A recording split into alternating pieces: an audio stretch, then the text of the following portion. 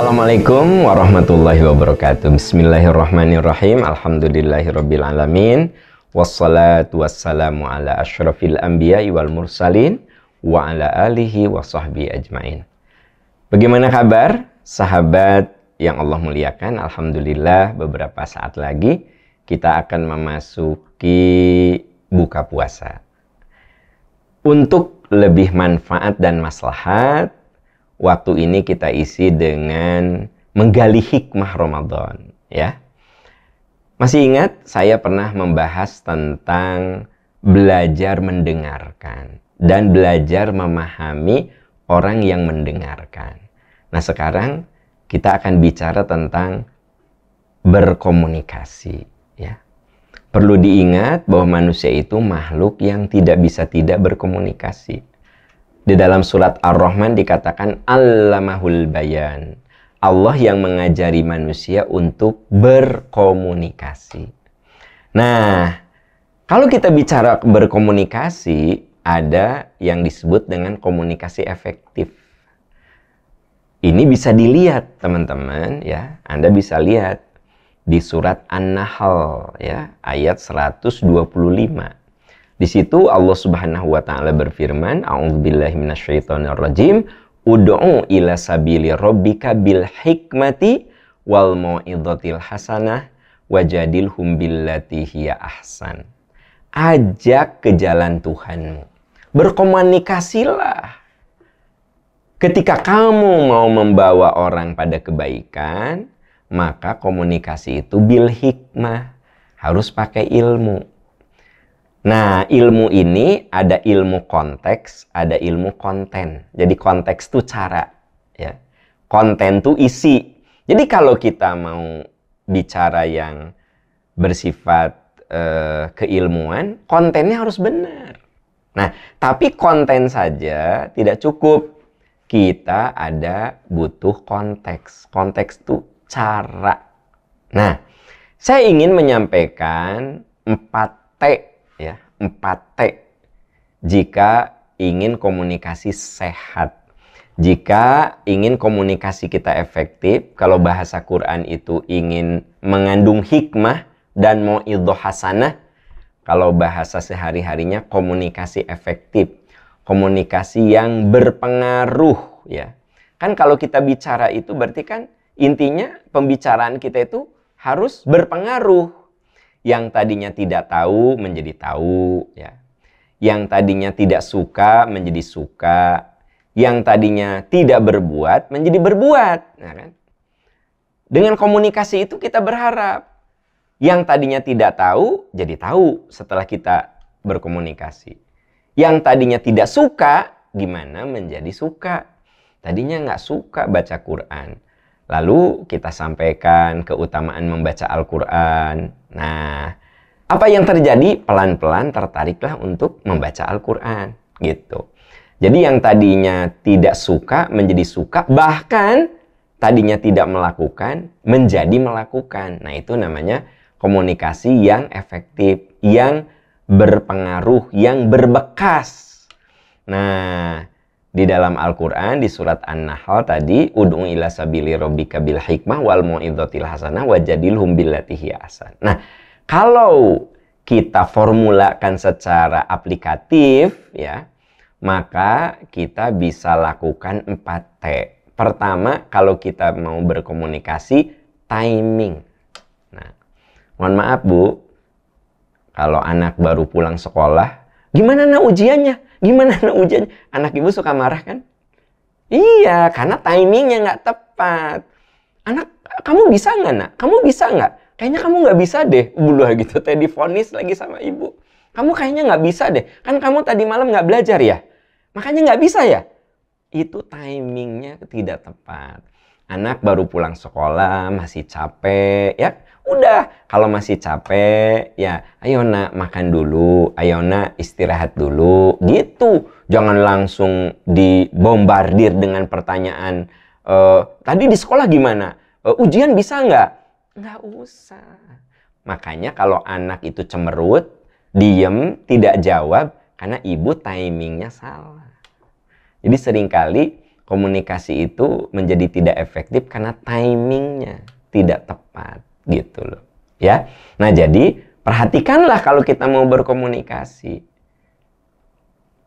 Artinya jangan sampai omongan kita itu salah waktu. Nah itu yang pertama ya. Contoh yang lain, Bu, kalau ibu mau membicarakan tentang anak, suami baru aja pulang ya gitu, udah gitu teh pulangnya agak malam karena ada rapat dulu ya. Suami baru aja mulai makan, langsung ayah ini ada masalah si A itu ya gitu. Nah Bu tolong ini timingnya ya.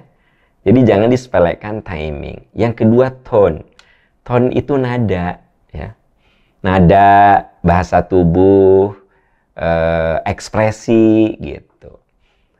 Jadi kalau ngobrol sama anak ya kasih ekspresi. Ya nak, terus gimana? Oh, mama juga baru tahu. Oh gitu nak, gitu. Ulah ya. Yang paling parah, ibu itu udah tonnya salah, apa sih?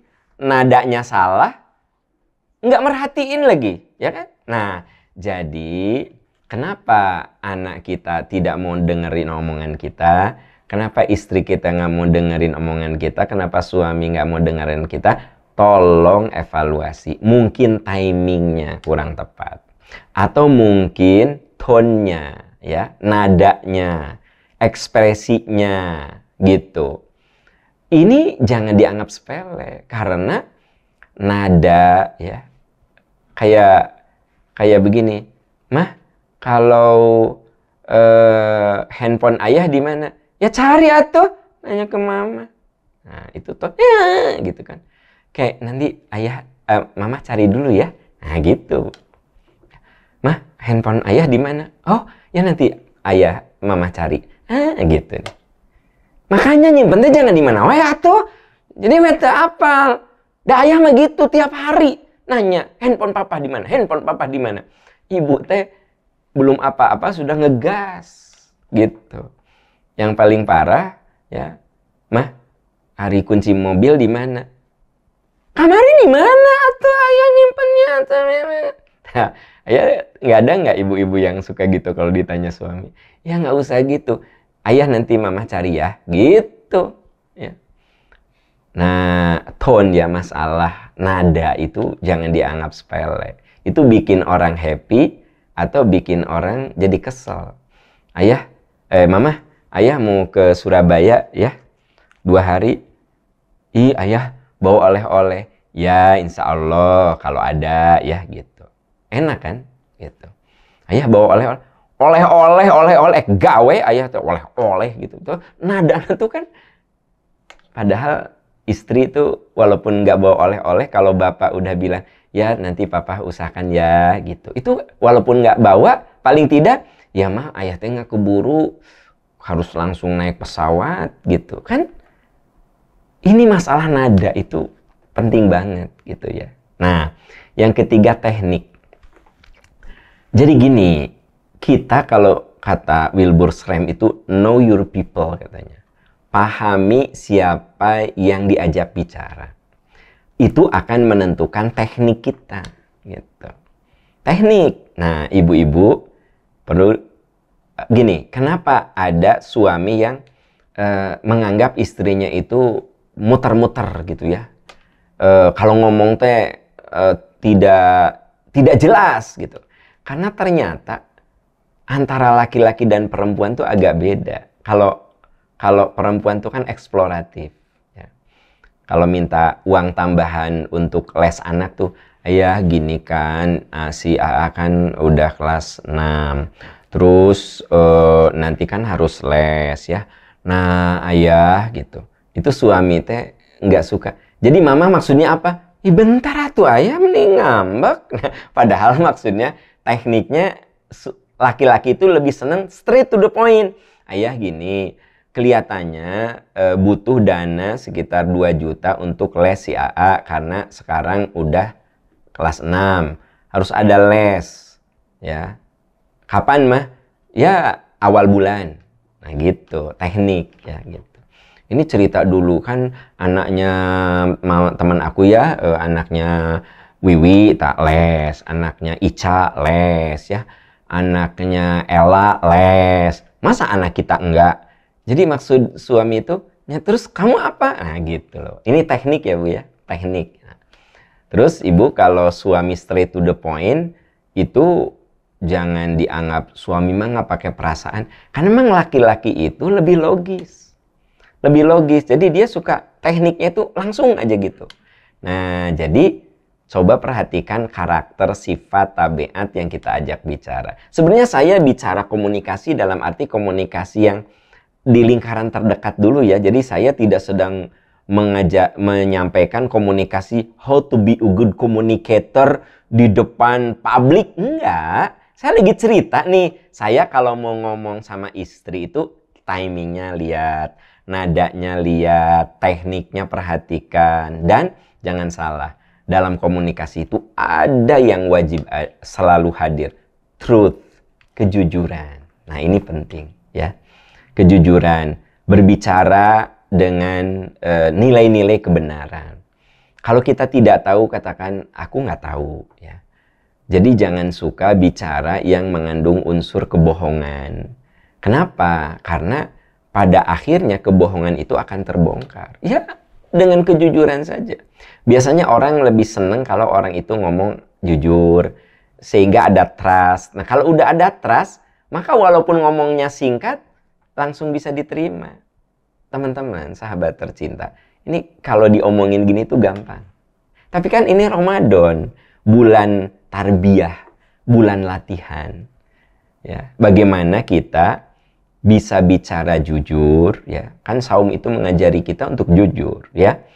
Bahkan ada ayat yang mengatakan waliyaqulu qaulan sadida, bicara kamu harus benar, harus konten bicara kamu itu harus berbasis kepada kebenaran gitu. Seperti yang ayat saya tadi sampaikan di surat An-Nahl ayat 125, ud'u ila sabili rabbika bil hikmah, itu kan bicara tentang truth, tentang kebenaran. Jadi 4T, timing, perhatikan tone-nya, nadanya, ya, kemudian tekniknya, dan kemudian isinya itu, kontennya itu harus benar. Nah, ini PR kita di Ramadan untuk memperbaiki cara komunikasi kita. Jadi ingat, yang saya bahas nggak bicara komunikasi di depan publik, di depan rapat, enggak. Kita mau bicara yang simple aja. Bicara dalam sebuah skop keluarga. Jadi ini bisa diterapkan. Ya, nanti saat berbuka, sok ngobrol ya. Suami, istri, anak, perhatikan yang ini. Timingnya tepat nggak ngomong masalah itu. Nadanya bagaimana, tekniknya bagaimana. Dan jangan lupa, obrolan-obrolan kita harus di dalamnya mengandung kebenaran. Sahabat hikmah Ramadan yang Allah muliakan, semoga kita semua oleh Allah diberi kekuatan agar cara berkomunikasi kita makin hari makin baik. Makin hari kita belajar terus, karena sesungguhnya cara berkomunikasi yang efektif itu butuh latihan dan pembiasaan. Tapi latihan pembiasaan tidak akan terjadi kecuali harus diawali dengan pemahaman. Nah, semoga hikmah Ramadan ini bisa menambah pemahaman kita. Semoga kita bisa menjadikan Ramadan ini menjadi Ramadan terbaik, terindah, dan membuat cara komunikasi kita menjadi lebih elegan, lebih terhormat, dan lebih berkelas. Selamat berbuka puasa. Semoga Allah memberkahi kita semua. Subhanaka Allahumma wa bihamdika asyhadu an la ilaha illa anta astaghfiruka wa atubu ilaik walhamdulillahi rabbil alamin. Wassalamualaikum warahmatullahi wabarakatuh.